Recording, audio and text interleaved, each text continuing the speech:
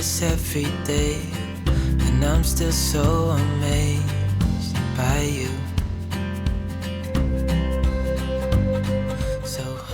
So much we did together as seasons go by. It could be just me, but I bet it's not. And if you are a person that finds mornings a challenge, one of my biggest tips that I can share with you for having a smooth and easy morning when things gotta happen, you gotta get to work, your kids gotta get to school, is make ahead breakfast. This is one of my top tips, and it has really changed my life since I started doing this. There is some other changes that I made as well, but one of the big ones is having a breakfast that is make ahead, freezer friendly. You just pop it in the toaster oven and give it to your kids. They love it. I'm happy because I know they're getting something healthy and nutritious that's gonna power their day, and I'm not resorting to crap breakfast cereal because that stuff's terrible. That is diabetes in a box. But anyways, that's a video for a different day. This video is about how I make a triple batch of healthy multigrain pancakes, and if that sounds like something you might be interested in, then keep watching. So here is the 6 different flours and multigrains that I'm going to be using in this recipe, as well as the other ingredients. I will leave the full recipe written out in the description box, so if you're interested to make these for yourself or your family, you can check it out there. The first thing that I'm doing is grinding 1 cup of rolled oats in my NutriBullet, and I'm just setting aside the blender cup because I will be using it again for the banana and other liquid ingredients. I'm adding 1 cup of coconut flour as well as 1 cup of almond flour. The original recipe called for just whole wheat flour, but I like to add a variety of different flours, flaxseed, etc., so I'm maximizing the nutritional value. Even for my challah, I've started to do things a little bit differently. I take barley and I soak it overnight, and then I blend it up, and that becomes the base of the dough. And that's just one way that I'm incorporating more whole grains into our baked goods. And here you see me adding in some coconut sugar for sweetener. The only sweeteners in these pancakes is 3 tablespoons of the coconut sugar as well as 1 banana, so no white sugar. I'm also going to put in a teaspoon of salt. Wait, what is salt? Pancake? Pancake batter. Okay.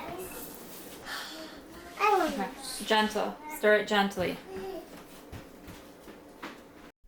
As you can see, my 3-year-old wanted to help stir it here, and she actually did a pretty good job. The next thing I'm going to do is melt the coconut oil. I'm using coconut oil instead of butter. I think the original recipe called for butter in the batter, but I'm using coconut oil instead. And I'm also using 1 banana, which I'm going to be blending in the blender cup. I'm just multitasking here while I'm waiting for the water to boil. And as soon as it has boiled, I'm just putting it in this little makeshift double boiler, and it's going to melt the coconut oil in a few minutes. The next thing I'm doing is cracking 6 eggs, which I'm going to be adding into the blender cup and blending along with the banana. Since we keep kosher, I am cracking the eggs one by one and inspecting them first for any blood spots. We do this because of the kosher prohibition of eating any blood. That's like a huge no-no under the kosher dietary laws. So as soon as I've got all 6 eggs in the blender cup, I am blending it up, and I'm going to be adding those to the dry ingredients. And then I'm going to be mixing up the kefir and adding that in as well.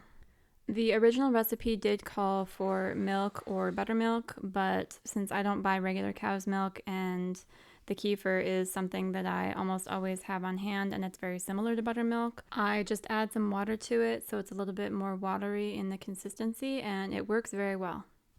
So I am mixing up 6 cups of that total, and I'm adding that to the bowl along with the melted coconut oil and giving it all a good stir. The coconut oil has melted here.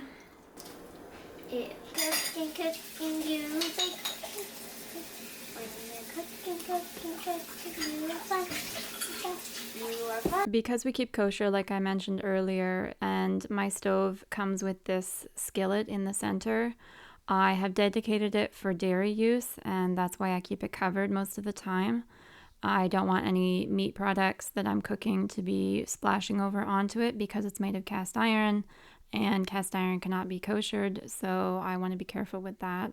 And to speed up the process of cooking all the pancakes, I'm also using 2 fry pans so I can cook 4 pancakes at one time.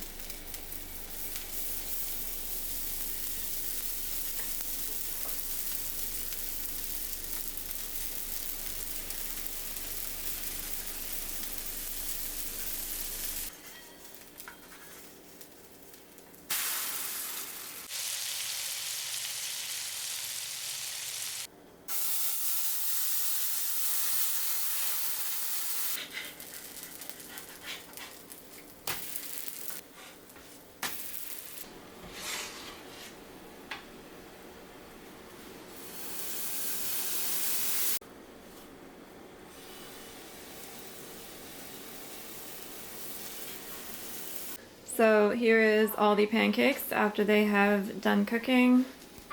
After I am done cooking them, I just leave them to cool on the counter. You can probably guess what happened to that one.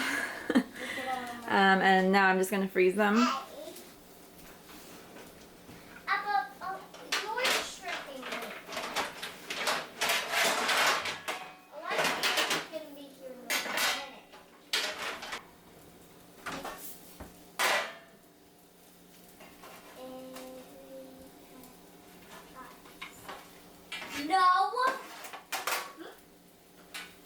So after I freeze them all, I just put them in a Ziploc bag and store them in the freezer, and each morning I take one, put it in the toaster oven, thaw it out, and that's the breakfast.